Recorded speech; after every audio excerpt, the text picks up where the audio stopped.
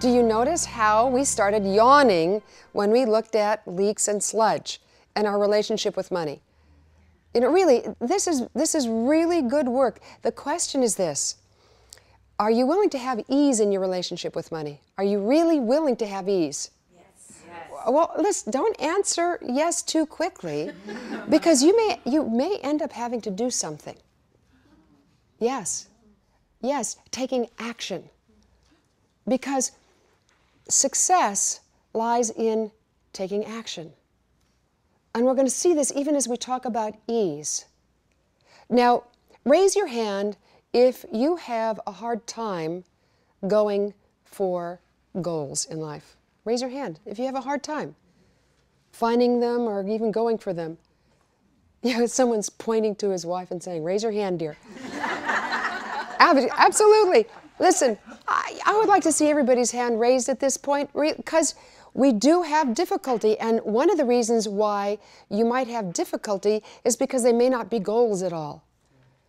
They may be that sludge we were talking about.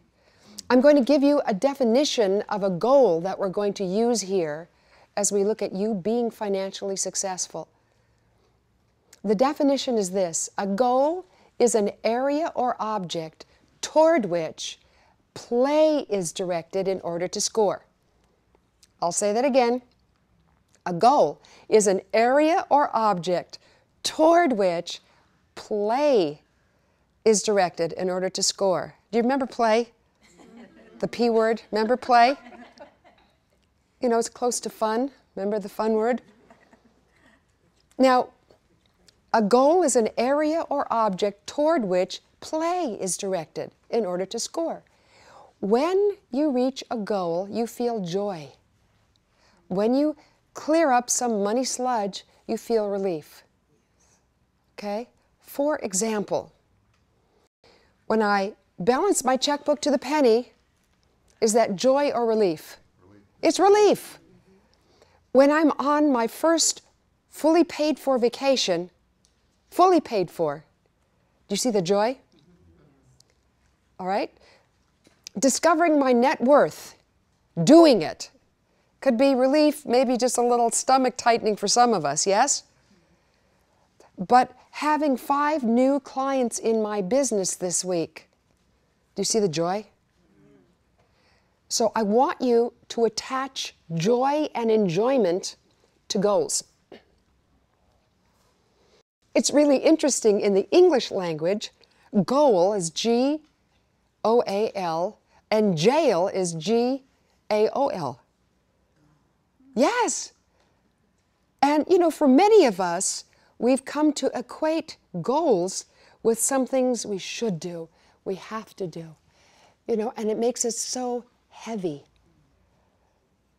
But part of what we're looking at here is how to bring ease to your relationship with money. So one way of bringing ease in going for a money goal is to learn the rules of the game. The rules of the game. Now you might be asking me, what are you talking about? Well, let's say, put yourself in this scenario. Let's say that you're an athlete and you're very, you know, you're in good shape, very good shape, and you're highly motivated and you want to succeed. But let's say that you show up for a game and you don't know what the rules are for the game. You show up to play football and you don't know the rules. Tennis, poker.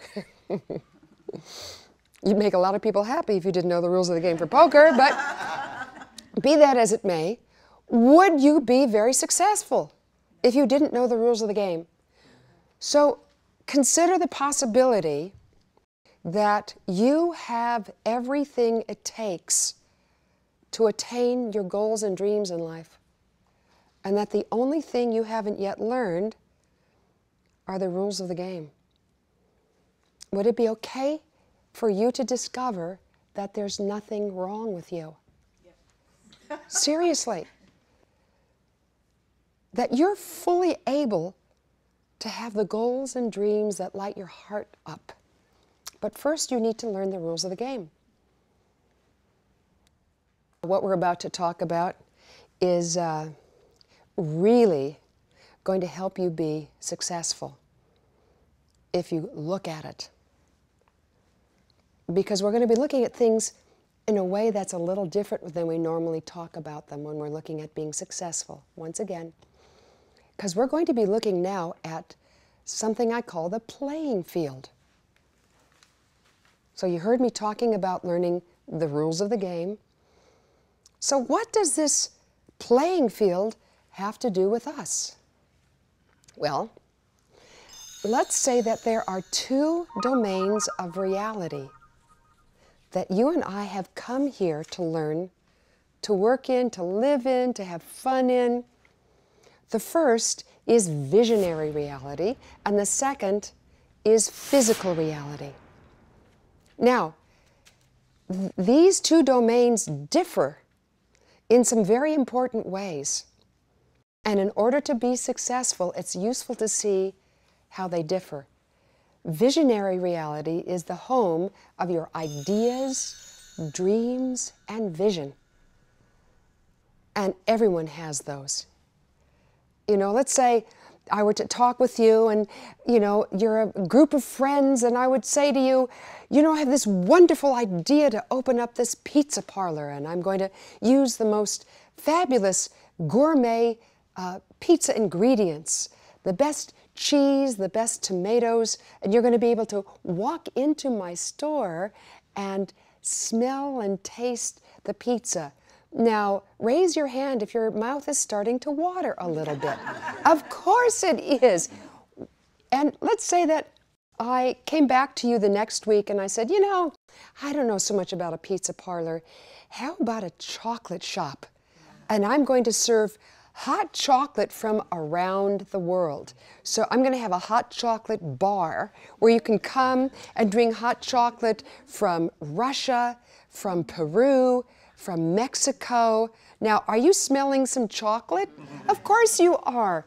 Why? Because ideas are contagious.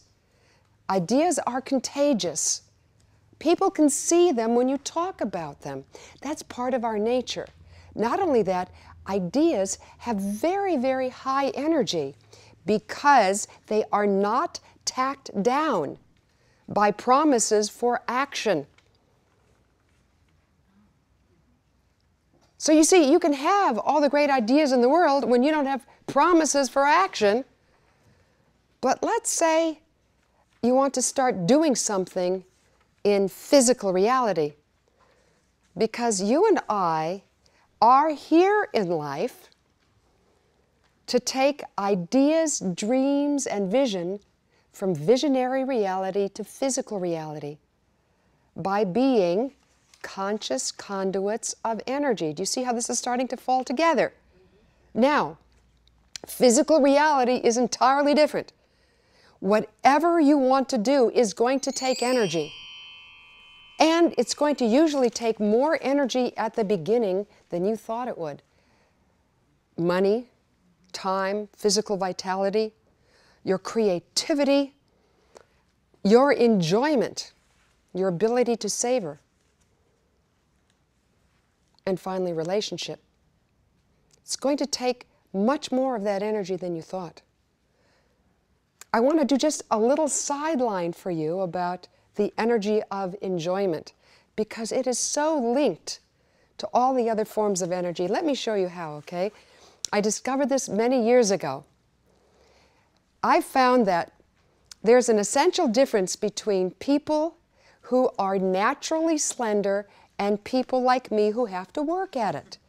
And the difference is this: people who are naturally slender tend to enjoy their food, and people like me who have to work at it, we tend to consume our food. And this is what it looked like a few years ago when I discovered this. I was with a girlfriend who was naturally slender, and we were in San Francisco. It was 2:30 in the afternoon, and we needed a little pick-me-up. So we went to a place that's well known for their huge hot fudge sundaes with nuts and whipped cream. Now, I'm sitting here, my girlfriend's sitting here, we're facing out. We each order one of these. And I see my server coming, and it's like I start waving on the 747 jet, you know, put it down right in front of me. You know, my girlfriend's very relaxed. Me, I become very intent, and I put my arm around it, you know, so that no one could get any. And I start eating it. I mean, I'm just shoveling it away. And at the end of 10 minutes, the dish is empty. There are little puddles of ice cream.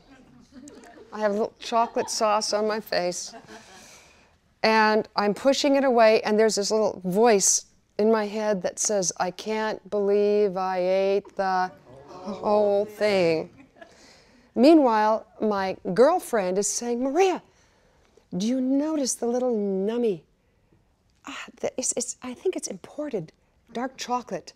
And this is real vanilla bean ice cream, and I can tell it's really whipped cream because there's butterfat at the roof of my mouth. Oh, this is so delightful. Little bites. I'm going, sure. I mean, all I know is it's hot, it's cold, it's sweet. I've got to get it down me as quickly as possible. Now, at the end of 10 minutes, my girlfriend finishes the hot fudge sundae, and she's got half of it left. Because she's been eating it with nummy bites. And she pushes this half-eaten dish away from her with 3 words I have yet to comprehend when it comes to ice cream. I've had enough, right? Which is good for me because I get to reach over and get it and put it in front of me. Which I did. And I ate it. Now, as I'm waddling out of this place, I have this spiritual epiphany. You know how we have epiphanies at the weirdest time. I said, you know, I just ate 3 times as much as my girlfriend. But she's enjoyed it far more than I. You know, she'd enjoyed it, but I consumed. And I said, what has enjoying versus consuming got to do with my relationship with money? What does enjoying versus consuming have to do with my relationship with time? Let alone my physical vitality. Do you see how these are all together? Well, I get back now to the playing field. It takes a lot more energy to begin going for a goal than we think it is going to take, because in physical reality, everything you want to do is going to take energy. The second thing about physical reality is that things are always changing. You know, I remember starting to write one of my books, sitting down one day, and I had a promise to write 3 pages a day, and I turn on my laptop and it doesn't turn on. Change. Physical reality. We always need to learn to adapt to the changes that are inevitable. I have something to say to you about this. If you experience obstacles as you go for a goal, it's possible you're doing something right, not something wrong. That you're encountering physical reality the way it's meant to be encountered. The next factor in physical reality is not only do things change, but they change unpredictably. I mean, how could I predict that that morning I'd punch the start button for my laptop, you see, and it wouldn't turn on? So, needs energy, conditions changing, and the change is unpredictable. Now, those 3 factors make up any good game. Look at tennis, look at bridge, look at anything, any game, you could map it onto that. And in fact, that's what makes it exciting for us. But we forget that when we're going for a goal in our own playing field in life, because we think that when we hit up with an obstacle, we're doing something wrong. And as we're seeing, maybe we're doing something right. Maybe we're doing what we're supposed to be doing. Now the question is, how do I take an idea, dream or vision, and put it into physical reality? One good way is, first, you look at a life's intention that is important to you. something that's going to stabilize you. And in this case, it's to be financially successful. Then you attach a goal to it in physical reality. I have $1,000 in a holiday savings account by November 15th in a specific year. You see, that's what a goal has to have. It's got to be specific. You've got to know when you've attained it. You've got to be able to relate it to a life's intention. And then you have what we call a game worth playing and a goal worth playing for. And this is what happens on the playing field. As you start taking action toward your goal, you're going to hit something we call trouble at the border. Trouble at the border occurs because the energy difference between visionary reality and physical reality is a shock. It's always a shock, even if you prepare for it. It's always a shock to know that we're spending more energy than we thought, more time. But not only is it a shock because we're putting more energy than we thought, there's this little voice in our head. The Buddhists call it monkey mind. It stands for that aspect of the mind that is always chattering at us as it swings from doubt to worry, back to doubt. And it says things like this: you know, you're never going to be able to save that $1,000 for the holiday savings account. You know, you don't have it in you to do this. You know, something bad's about to happen. Monkey mind. Monkey mind stands at the portal between your dreams and physical reality, your goal, stands at the portal and says, I would turn back if I were you, because it's going to be very scary. Now, I'm going to tell you a success secret. It's a very simple success secret. It has to do with monkey mind because, first of all, I have worked with so many people around the world who have a lot of money or who don't have a lot of money. Everyone has monkey mind. Everyone has monkey mind. I'll say that again. Everyone has monkey mind. Would you like to have me rephrase it? I'll do it. I can reframe it, okay? Do you want to hear the subtle reframe? Everybody has monkey mind. It's not going to go away. But here's the success secret, okay? The difference between people who are successful and people who aren't. Are you ready for this one? Okay? The difference between people who are successful and people who aren't is that people who are successful and people who aren't. People who are successful have the same doubts. They have the same worries. They have the same monkey mind. But they do something different. They have chosen to be more interested in action than in anxiety. They're more interested in action than anxiety. It doesn't mean that they don't have anxiety. They have shifted the focus of their attention to action. Now, I began to see this many years ago when I had what I call a birthday cappuccino with myself one day. You know how you have to have like a birthday cappuccino, so you do a little self-evaluation. And I'm a psychologist, and I'm very psychologically minded, but I had this thought: what do I want there to be on my tombstone? Do I want it to read, "Here lies Maria, she had issues"?